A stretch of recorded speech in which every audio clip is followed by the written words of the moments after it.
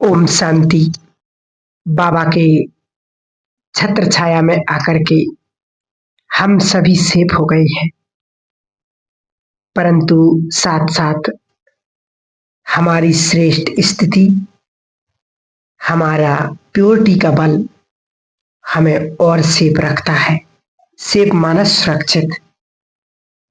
हमारी स्थिति, बाबा का साथ, प्योरिटी का बल और योग युक्त जीवन, ये चार चीजें हमारी सेफ्टी का आधार है। आने वाले समय में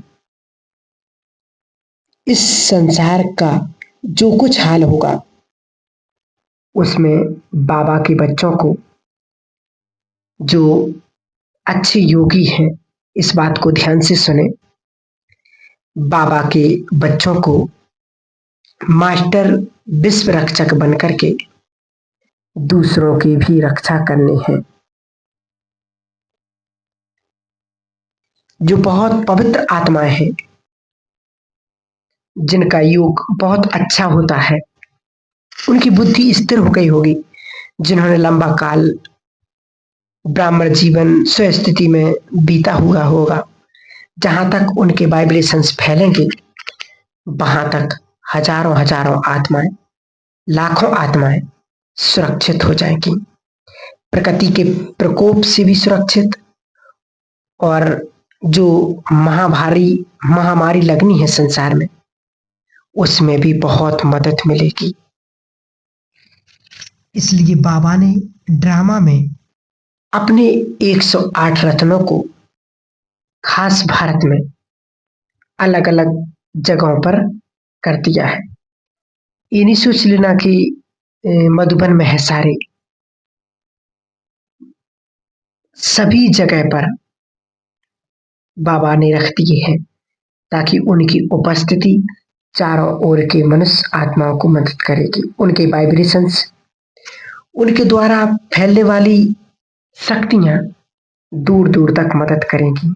और आप अनुभव करेंगे कि गांव में अगर एक बाबा का बच्चा महान आत्मा है, तो उसकी उपस्थिति वहां के लोगों को कई तरह की राहत देगी। राहत देने की वो जाएंगे नहीं संसार से, जाएंगे तो बल्कि आराम से जाएंगे। जब तक जी रहे हैं, तब तक जीने के साधन मिलना, वो सब उन्हें सहज मिलेगा। आप सभी ध्यान दें, हमें अपने अंदर प्योरिटी का बल बहुत बढ़ाना है, सारी मर्यादाओं को रख करके। और मेन है पवित्रता। उसी के लिए दूसरी मर्यादा है भोजन की, क्योंकि आपको गृहस्थ में संबंधों में इधर उधर जाना पड़ता है। आप बहुत जगह ये भी नहीं कह सकते कि हम भोजन नहीं खाएंगे, ऐसे में क्या किया जाए। और तीसरी मर्यादा है अच्छे बोल बोलने की, जो हमारी स्थिति का प्रैक्टिकल स्वरूप होगा। एक माता का केस, जो 25 साल से ज्ञान में थी, पर क्रोधपति, अति क्रोध, पति और एक लड़का क्रोध में कहती है कि इस घर से निकल जाओ, ये घर मेरा है। ऐसा व्यवहार करती है कि दोनों की नींद खराब करती रही। और मुख्य बात कि उसको पता ही नहीं कि मैं कुछ गलती कर रही हूं। बहुत बड़ी कमजोरी मनुष्य की, जिसे ये पता ना हो कि वो स्वयं क्या गलती कर रहा हो। तो ये है हमारी तीसरी मर्यादा, बोल। शास्त्रों में आप जानते हैं, श्री राम को मर्यादा पुरुषोत्तम राम भी कहा गया है। वनवास का ऑर्डर होते हुए भी कैसा व्यवहार किया कि कैसे सबसे, और उसकी श्रेष्ठ मर्यादाओं का प्रतीक रहा। अपने सद्गुणों का त्याग नहीं किया, और जो कुछ भी हुआ उसे स्वीकार किया। दो मर्यादाएं, और जो हम सब अच्छी तरह से जानते हैं, अमृत वेले की और मुरली की। बाकी तो बाबा ने सारे दिन की बातें बताई हैं। व्यवहार में आओ तो कैसे आओ, एक दूसरे को देखो तो किस दृष्टि से देखो, व्यर्थ न सुनो, और बहुत सारी बातें हैं। पहली मर्यादा प्योरिटी की, और जैसे बाबा ने कहा नहीं कि प्योरिटी है केंद्र बिंदु, जिसके चारों ओर ये मर्यादाएं घूम रही हैं, और इस तरह से जान लें। और यदि सेंटर में जाकर के मूल्य का सुख लेना हो, वो अलग बात है। ऑनलाइन मूल्य सुनना उसमें 10 गुना ज्यादा है। कोरोना में मना कर दिया था तो सबने टीवी पर सुनी, बड़ी अच्छी स्थिति में सुनकर होकर के सुनी। परंतु अब क्लास में बैठकर योगयुक्त होकर के, एकाग्रचित होकर के, सुंदर वाइब्रेशंस में बैठ करके बाबा के मूल्य सुनना, उससे आत्मा में रोज बल भरता है। मूल्य से क्या क्या मिलता है? मूल्य सुखदाई है। सवेरे वहां जाएंगे तो सुख लेकर के घर आएंगे।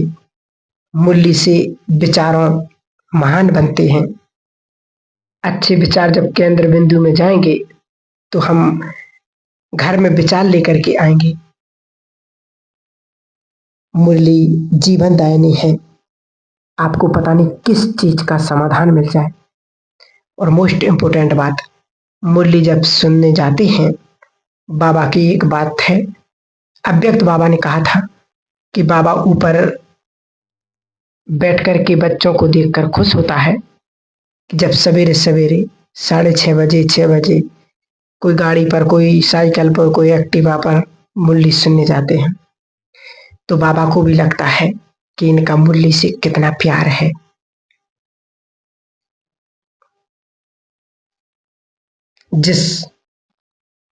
जब हम वहां मूल्य सुनने जाते हैं सेवा केंद्र पर, तो बाबा का स्पेशल सकाश, उसका सकाश हमारी ओर आता है।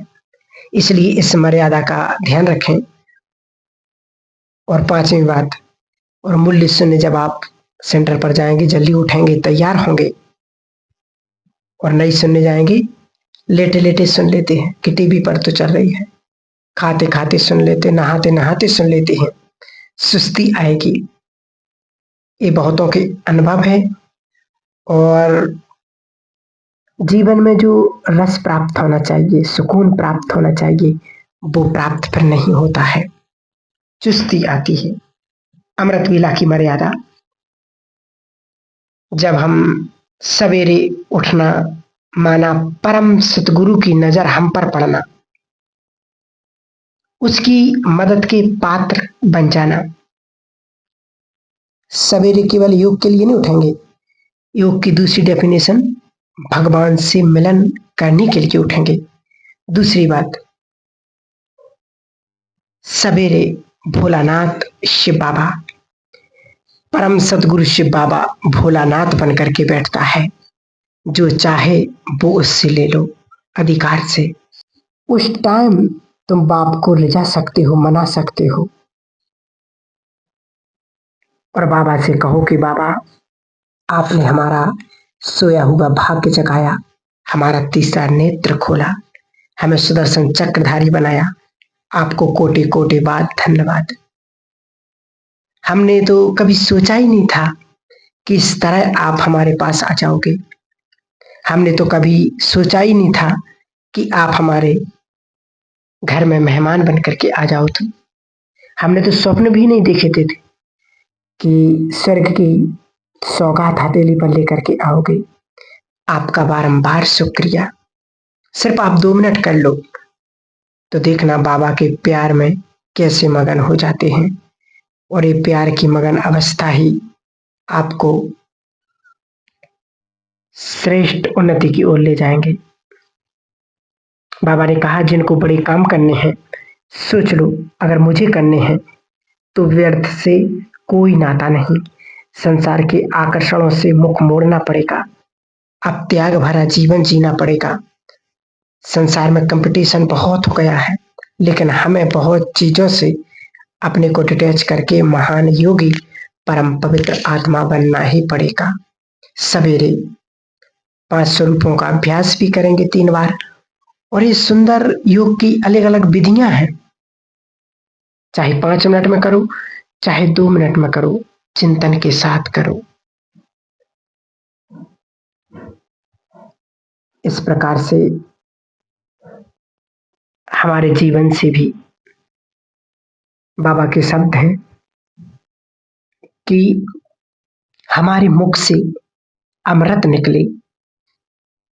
वो ज्ञानी कैसा जिसके मुख से गालियां निकलती रहें, वो ज्ञानी क्या जिसके मुख से दूसरों को दुख देने वाले वचन निकले।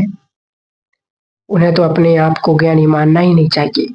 बाबा ने कहा था, ये शिक्षा तो देते हैं बाबा, उसके साथ साथ सावधानियां भी देते हैं कि कई बच्चे तो क्रोध भी करते। बाबा बात ही ऐसी थी, अगर आप भी मां होते तो आपको भी गुस्सा आ जाता। कईयों की तो गुस्सा में बोल की आवाज भी बदन में पहुंचती है। पॉल्यूशन हो जाएगा दुनिया में। इसलिए हमारे बोल ऐसे हों जिनको सुनकर के भगवान भी आनंदित हो जाए कि वाह मेरी महान आत्मा है। हमारे बोल ऐसे हों जो दूसरों के दुखों को समाप्त कर दे। हमारे बोल ऐसे हों जो मुर्दे में भी जान डाल दे। सभी ध्यान देंगे बोल, क्योंकि आप दोनों के बोल, क्रोध और खराब बोल आपके बच्चों पर बहुत बुरा असर डालते हैं। ऐसा समय बहुत तीव्र गति से बढ़ता जा रहा है। ऐसे समय को देखते हुए हमें पुरुषार्थ करना बहुत बहुत आवश्यक है। ऐसा समय आएगा, लोग कहेंगे कि आप हमारे सिर पर हाथ रख दो। आपकी महान स्थिति देश को महान बनाने जा रही है। इसलिए अपने विचारों को महान करेंगे। छोटी छोटी बातों को ऊपर उठ जाओ। हम बहुत बड़े हैं, हमें बहुत बड़ा बनना है, हमें बड़े काम करने हैं।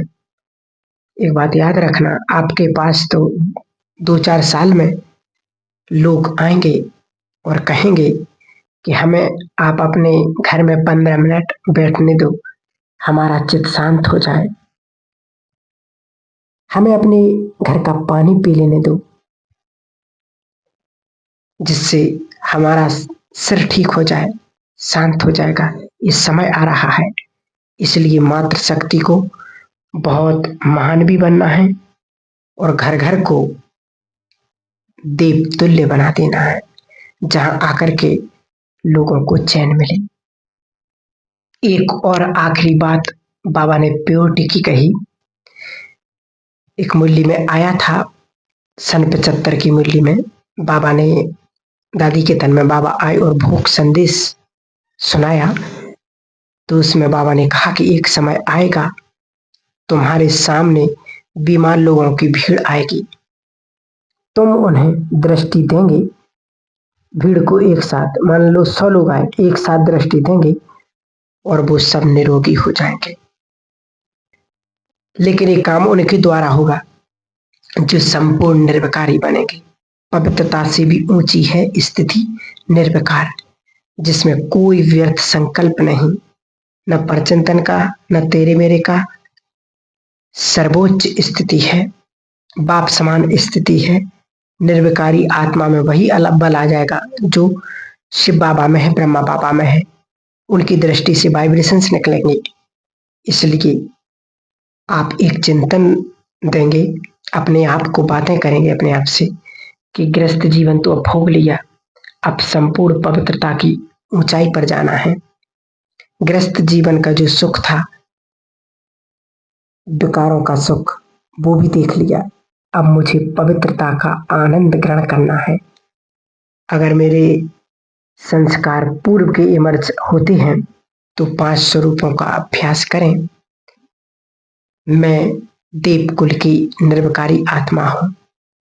अपने देव कुल को सामने लाना, यह है मेरा स्वरूप। जहां चिंतन की बहुत आवश्यकता है, इस बात को अंडरलाइन कर लें चिंतन परम आवश्यक है। मैंने 2500 वर्ष से बिताए हैं और ये पवित्र संस्कार मेरे अंदर अभी भी हैं। अगर हम याद करेंगे कि मैं देवकुल की निरंकारी आत्मा हूँ, तो वो संस्कार हमारे अंदर जागृत हो जाएंगे। इसलिए जितनी अच्छी प्योरिटी होगी, उतना ही हम प्रकृति को सतो प्रधान भी बनाएंगे।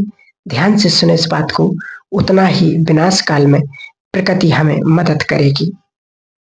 प्रकृति आपको निरोग भी रखेगी, प्रकृति आपको अन्न भी देगी, पानी भी, दूध भी, चाय भी। चाय की बहुत जरूरत होती है आजकल लोगों को, और जिन्होंने प्रकृति की सेवा नहीं की, आज कर्फ्यू लगा, आज ही सिलेंडर खत्म,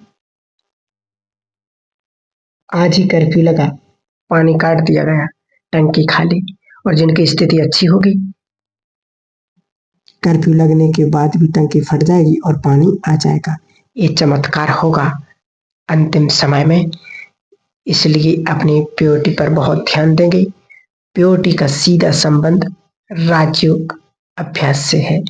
जितना अमृत वेला अभ्यास अच्छा होगा, नुमासाम का योग अच्छा होगा, उतना प्योरिटी आपकी बढ़ती जाएगी। ओम शांति।